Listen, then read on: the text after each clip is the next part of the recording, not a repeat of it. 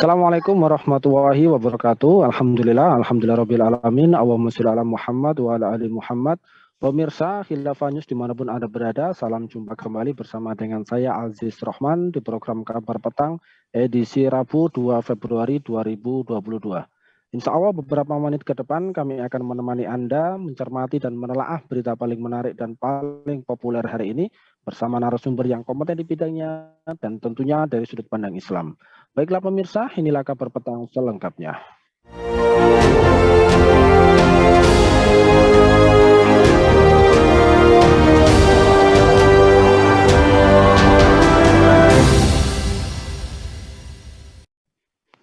Pemirsa, mantan Ketua Ikatan Ahli Geologi Indonesia (IAGI) Andang Bachtiar mengkritik proyek Ibu Kota Negara atau IKN yang baru di Kalimantan Timur.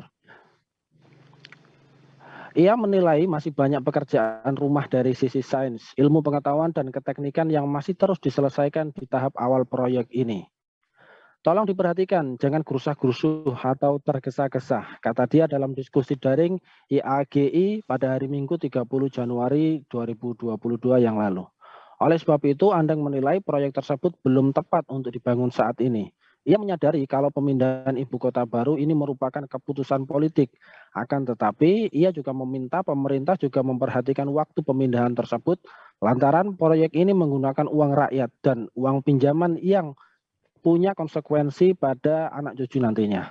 Nah, pemirsa, apakah proyek IKN ini relevan dan mendesak? Apakah undang-undang IKN ini berpihak kepada rakyat? Serta apakah memang proyek IKN ini ditunggangi oleh oligarki? Pemirsa, untuk membahasnya kami telah terhubung dengan Bung Dr. Erwin Permana dari Indonesia Justice Monitor. Kita sapa dulu beliau. Assalamualaikum warahmatullahi wabarakatuh, Bung Erwin. Waalaikumsalam warahmatullahi wabarakatuh, Bung Aziz, apa kabar? Alhamdulillah sehat. Bung Erwin sendiri gimana ini kabarnya, sehat, Bung? Alhamdulillah, dahsyat. Alhamdulillah baik, Bung. Langsung saja ini Bung menyikapi terkait dengan proyek IKN ini. Menurut pengamatan Anda, apakah proyek IKN ini relevan dan mendesak begitu? Dan apakah kajian pemindahan ibu kota ini telah berdasarkan pertimbangan akademis dan kemaslahatan umat ini? Bisa dijelaskan, Bung Erwin? Ya, terima kasih, Bung Aziz, berkaitan dengan apakah pemindahan ibu kota ini sudah berdasarkan pertimbangan akademik dan juga kemaslahatan umat. Tentunya adalah yang namanya pertimbangan akademik itu ada relevansi dan juga azas mendesak atau tidak berkaitan dengan realitas hari ini. Tentu bisa kita lihat dari sisi prioritas pembangunan, itu yang pertama. Apakah pemindahan ibu kota ini sudah berdasarkan prioritas pembangunan atau tidak? Kita lihat saja realitasnya. Realitas hari ini masyarakat Indonesia itu belum betul-betul terbebas dari pandemi COVID. Jadi isu kesehatan itu menjadi isu yang utama di kita hari ini. Apalagi sekarang kita sudah masuk gelombang ketiga, korban positif setiap hari itu sudah 12.000 lebih gitu. Ya, jadi masyarakat masih berjuang meregang nyawa. Kenapa pemerintah kemudian sibuk memindahkan ibu kota? Kenapa? Situasi masalah yang ada di lapangan itu berbeda dengan apa yang dipikirkan oleh pemerintah. Jadi ini jelas tidak berdasarkan pada prioritas pembangunan. Mestinya selesaikan dulu itu berkaitan dengan masalah kesehatan dan juga dampak-dampak ekonomi yang diakibatkan oleh pandemi ini. Apalagi masalah kita, misalnya masalah berkaitan dengan di Laut Cina Selatan sampai hari ini juga belum tuntas. Masalah OPM misalnya sampai hari ini senantiasa menantang terus secara terbuka terhadap aparat keamanan, terhadap pemerintah. Ini harus selesaikan segera, menjadi prioritas ini mestinya ini. Belum lagi masalah-masalah lain, misalnya berkaitan dengan KKN, kolusi, korupsi, nepotisme, ya kan, masalah-masalah isu KKN yang tempoh hari juga melibatkan misalnya antara juga putra presiden itu Kaisang sama Gibran. Ini masalah-masalah yang sebetulnya harus diselesaikan terlebih dahulu gitu secara prioritas pembangunan. Sekarang malah sibuk pindah ibu kota gitu. Itu yang pertama, ini bukan tidak berdasarkan pada prioritas pembangunan. Kemudian berikutnya adalah dengan pemindahan ibu kota ini dalam situasi seperti sekarang ini, saya kira benar apa yang dikatakan oleh Pak Andang di awal pada prolog tadi itu. Ini akan menjadi beban ya terhadap APBN. Biaya pembangunan terakhir itu kan sekitar 501 triliun, itu besar sekali anggaran sebesar itu, walaupun membengkak dari anggaran sebelumnya 466 triliun. Dari mana anggaran? Dari APBN. Sebelumnya mengatakan bahwa pemindahan ibu kota ini dibiayai dari pemulihan ekonomi nasional, coba. ya, yang 178 triliun, kemudian tahun 2022 ini menjadi 452 triliun gitu.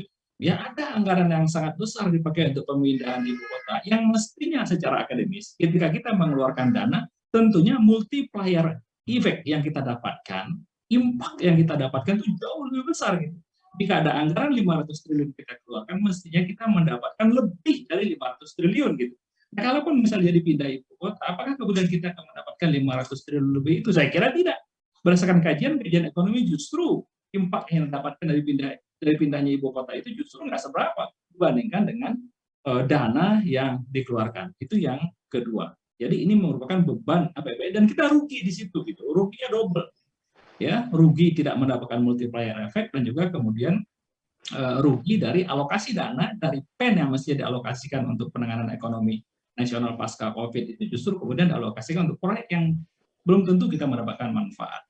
Kemudian berikutnya juga adalah dari sisi ekologi, Bung Aziz. Jelas dengan Ya, pindahnya ibu kota itu ke Kalimantan itu akan merusak ekologi Kalimantan. Padahal Kalimantan itu merupakan salah satu paru-paru dunia. Kalau misal paru-parunya disobek-sobek ya tentu dunia nanti akan mengalami ganggu dan tentunya kita juga akan merusak ekosistem alam, air, udara dan segala macam. Gitu. Jadi ini jauh dari kajian akademis dan kemaslahatan. Demikian Bung Aziz. ya baik. Lantas kemudian ini kan salah satu alasan dari pemerintah untuk memindahkan ibu kota negara adalah karena semakin meningkat dan kompleksnya permasalahan di DKI Jakarta. Nah, sehingga kemudian pemerintah menilai DKI sudah tidak layak dari aspek daya dukung dan daya tampung. Nah, menurut Anda, sorotan Anda terkait dengan hal ini itu seperti apa, Bung Erwin?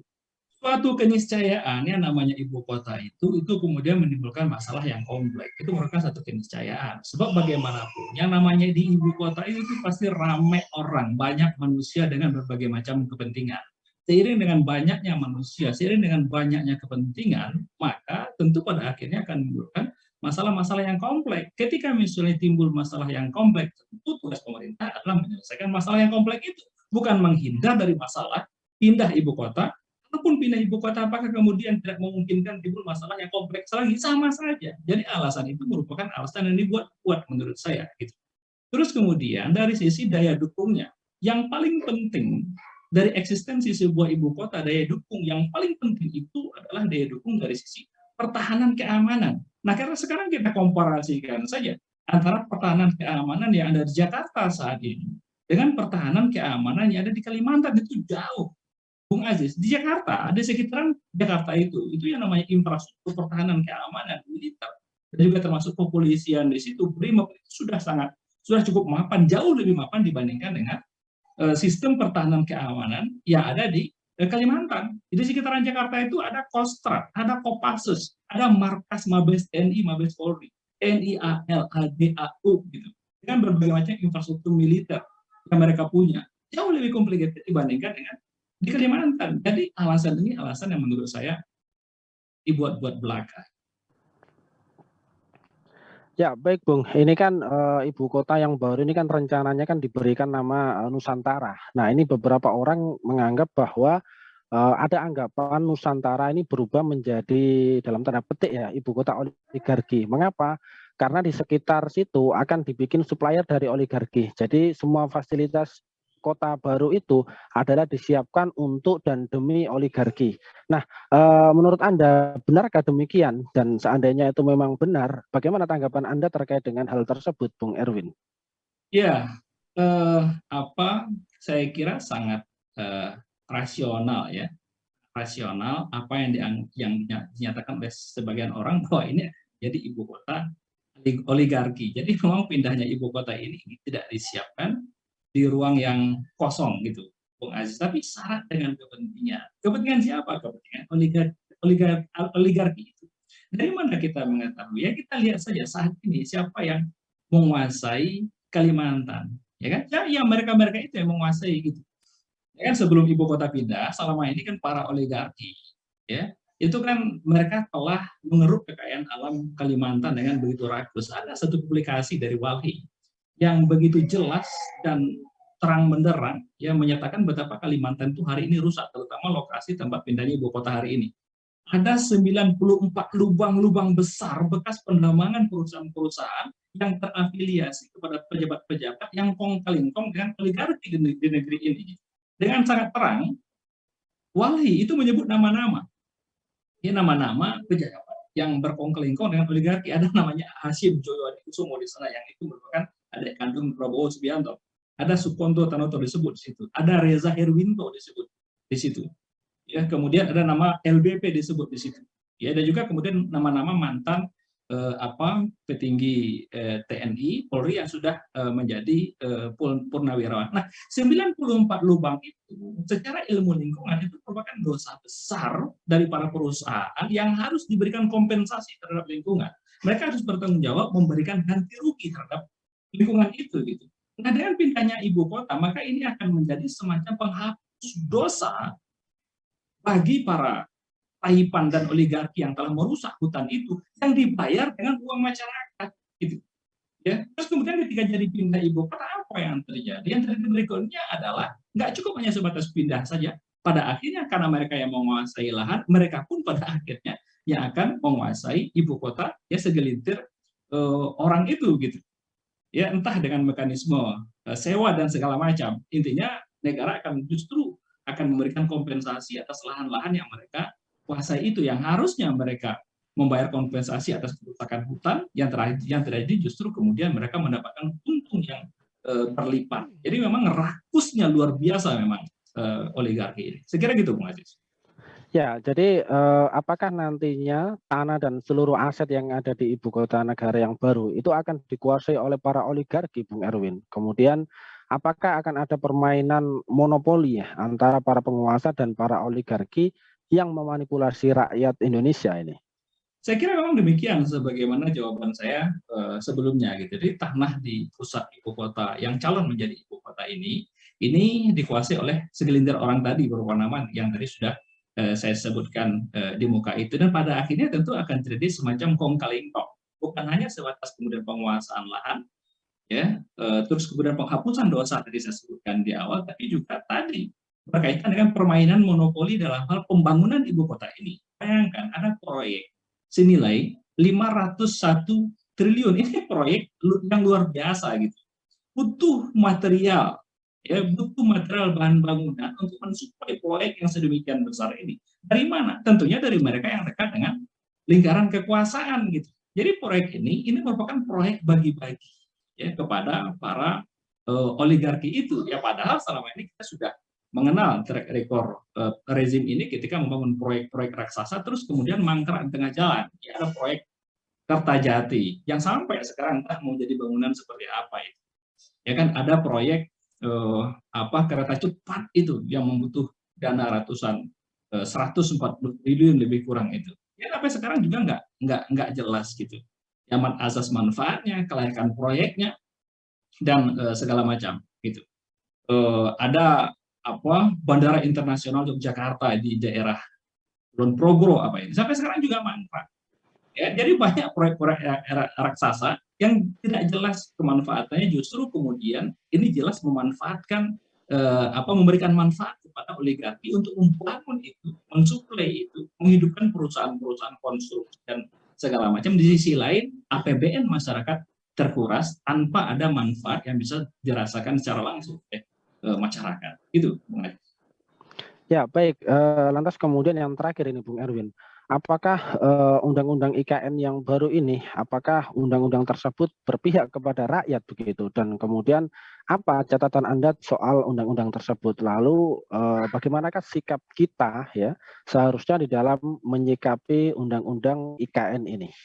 Setidaknya tentu ada dua hal yang menjadi tolok ukur ketika kita menilai undang-undang. Pertama tentunya adalah dari sisi substansi undang-undang itu. Yang kedua adalah secara formil penetapan undang-undang itu. Secara substansi sudah kita bahas panjang lebar bahwa undang-undang ini jauh dari substansi untuk menyelesaikan masalah masyarakat. Ya, diantaranya adalah membebani APBN gitu. Ya, terus kemudian akan merusak ekologi Kalimantan gitu.